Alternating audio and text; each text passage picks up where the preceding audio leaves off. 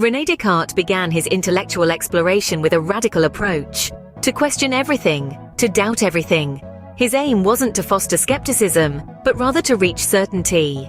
Descartes opens his first meditation, asserting the need to demolish everything completely and start again right from the foundations.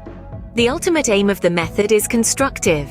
Unlike the skeptics who doubt only for the sake of doubting, Descartes aims to reach certainty, to cast aside the loose earth and sand so as to come upon rock or clay. From his method of doubt, he arrives at his fairly well-known first principle, which is usually translated as "I think, therefore I am." In short, Descartes, via his method of doubt, found that he could doubt the existence of all things save for the fact that he existed in order to do the doubting in the first place. As Descartes explained in a margin note, "We cannot doubt of our existence while we doubt." This realization of his own existence was beyond doubt and absolute. From this certainty of his existence, Descartes then moved on to deduce the existence of something beyond himself, God. As the Internet Encyclopedia of Philosophy, IEP, states, from "I exist and I am a thinking thing" are beyond doubt and are therefore absolutely certain. From these intuitively grasped, absolutely certain truths, Descartes then goes on to deduce the existence of something other than himself, namely God. In short, Descartes, via the principle of causal adequacy, finds that he, a finite substance, cannot be the cause of his own idea of an infinite substance, namely God. As the IEP further states, in this argument Descartes makes a direct inference from having the idea of an infinite substance to the actual existence of God. In other words, for us to even have the capability to conceive of the idea of God, it follows that God must necessarily exist. Interestingly, this philosophical argument finds robust empirical support.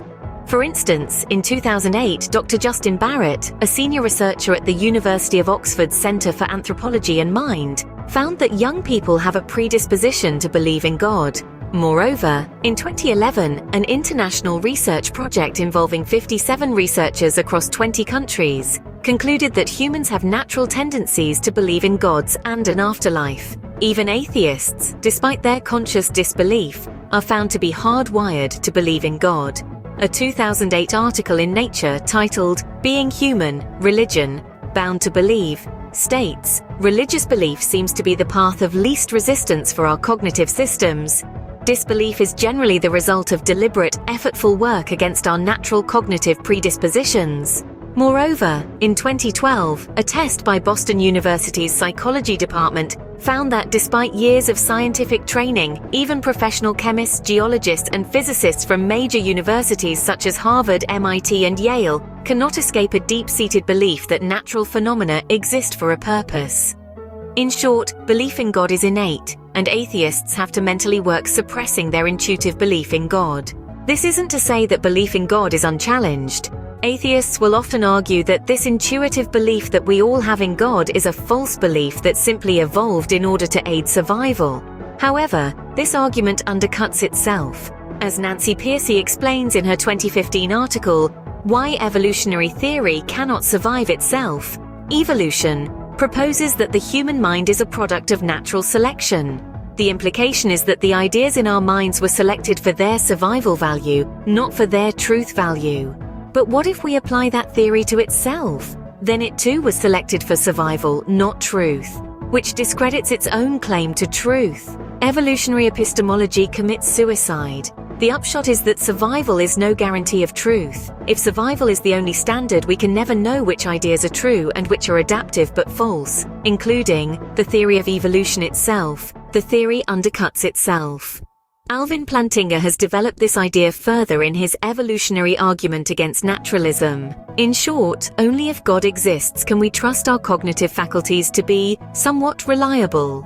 To recap, we explored the fascinating journey of Rene Descartes, who used his method of doubt to arrive at the certain conclusion that he necessarily exists in order to do the doubting in the first place. And we also explored how Descartes further went on, from the certainty of his own existence to the necessary existence of God, in order to explain how we even have the capability to conceive of the idea of God in the first place.